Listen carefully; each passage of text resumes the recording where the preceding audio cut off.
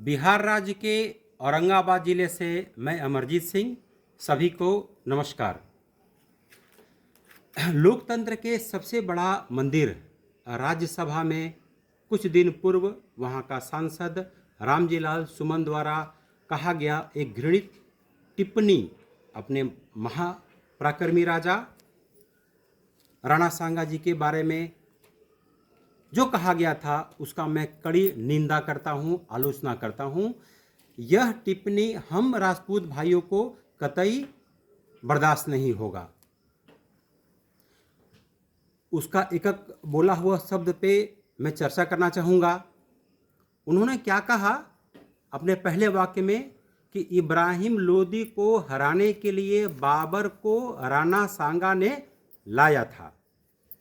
अरे मूर्ख, इतिहास की जानकारी नहीं रखते हो?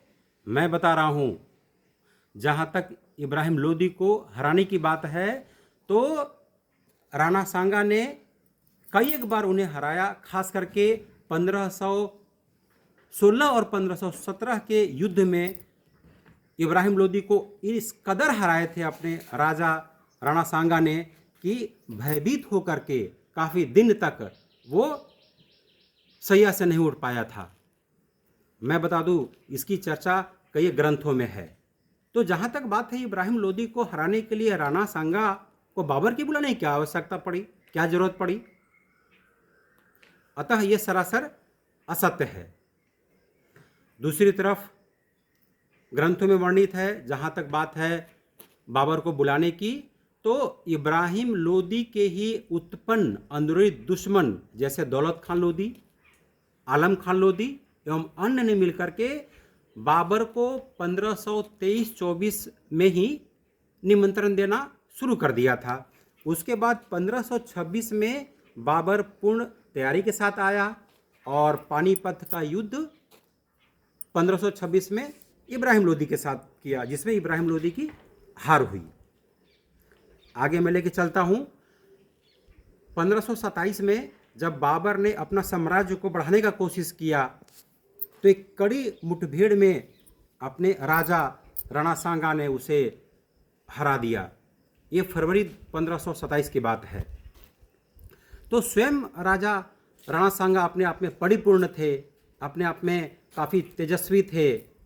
जहाँ तक आप लोगों को पता है, बिना एक आँख के, बिना एक हाथ के, बिना एक पाँव के।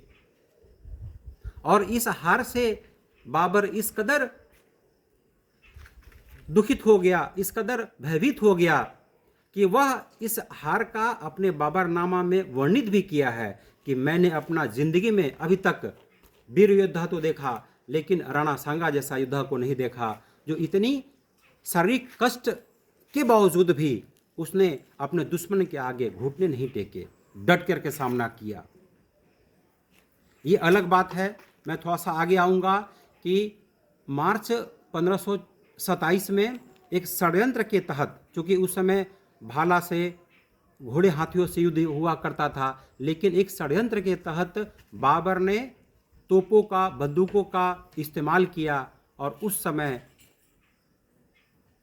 एक योजना बना करके इन्हें परास्त हेतु जहर खिला करके इन्हें मौत के घाट उतार दिया।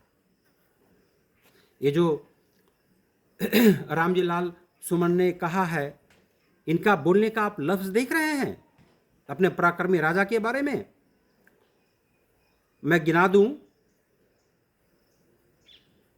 जो हम राजपूतों के बारे में ये भरी सदन में कह दिया कि गद्दार। जहाँ तक मैं गद्दार की बात सुन लिया, उस दिन से मैं बहुत ज़्यादा खपा हूँ, बहुत ज़्यादा दुखित हूँ, आहत हूँ। गद्दार, इन्होंने वर्ड यूज़ किया कि गद्दार राणा सांगा का औलाद, यानी हम सभी को गद्दार बोल रहा है। मैं उन्हें बता दूं कि क्या हमारे पूर्वज जितनी दान रियासतों में इन्होंने कर दिया, जितनी किला इन्होंने दान कर दिया, जितनी ज़मीनें इन्होंने दान कर दिया, जितना कुर्बानियाँ इन्होंने हंसते हंसते दे दिया, आप आज के डेट में 1 इंच ज़मीन देखने में कतराओगे, भागोगे। और इन्होंने कई एक पीढ़ी दर पीढ़ी दान देते चले गए, पीढ़ी दर पीढ़ी कुर्बानी देते चले गए, जिसका कि व्याख्या हमें लगातार अलग अलग ग्रंथों में मिलता है। क्या हमारे पूर्वज ये सुनने को थे कि आने वाला दिन में, आने वाला पीढ़ी में हमें कोई गद्दार बोलेगा? ये कतई बर्दाश्त नहीं किया जाएगा। आप सोच के देखिए इनकी जीवनी के बारे में। जो अपने शारीरिक अस्वस्थता के बावजूद भी, ऐसे घाव लगे थे, उसके बावजूद भी इन्होंने अपने आप को घोड़ा के साथ बांध करके सिर्फ तलवारबाजी करते हुए युद्ध लड़ा और अपने अंतिम सांस तक युद्ध लड़ा। आज राम जी लाल सुमन, मैं बता दूं आपको, अगर एक थोड़ी सी खरोच आ जाए ना, बेबी बाल बच्चों को थोड़ी सी बुखार लग जाए ना, तो ये संसदीय भत्ता से तुरंत आप देश के उच्चतम हॉस्पिटल में दौड़ोगे। देश ही नहीं, विदेश तक आप लोग चले जाते हो। शर्म करो। और सोचने वाली बात है, आप बैठ करके एक इमेजिन करो कि उस समय क्या स्थिति रही होगी। उस अवस्था में भी हमारे वीर सपूतों किस कदर से युद्ध लड़े थे। आगे मैं दूसरा तत्काल मानना चाहूँगा कि उनका यह कथन के बाद जो प्रक्रियाएं हुई, मैं बता दूं, हर क्रिया का विपरीत प्रतिक्रिया होता है, न्यूटन का ये थर्ड लॉ है। तो उनका ये कथन के बाद तो होना ही था। ये जो बहुत आश्चर्य किया जा रहा है कि उनका विरोध इस कदर हुआ, खास करके कुछ महिलाओं ने, कुछ लोगों ने तो उनका जीभ काट करके अलग अलग घोषणाएं कर दी, कोई 1 लाख का, कोई 5 लाख का। तो इसमें कोई बड़ी बात नहीं है, ऐसा व्यक्ति का जीभ काट लेना चाहिए।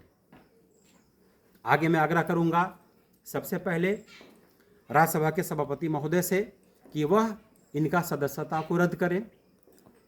उसके बाद मैं सरकार से आग्रह करूंगा कि इन पर देशद्रोह का मुकदमा दायर कर आगे कार्रवाई करें, और तमाम राजपूत भाइयों से आग्रह करूंगा कि इन पर मानहानि का केस दर्ज करें ताकि हर तरफ से इन्हें बांध दिया जाए। मैं और कुछ बोलना चाहूँगा, इस कदर अन्य जाति भ्रमित न हो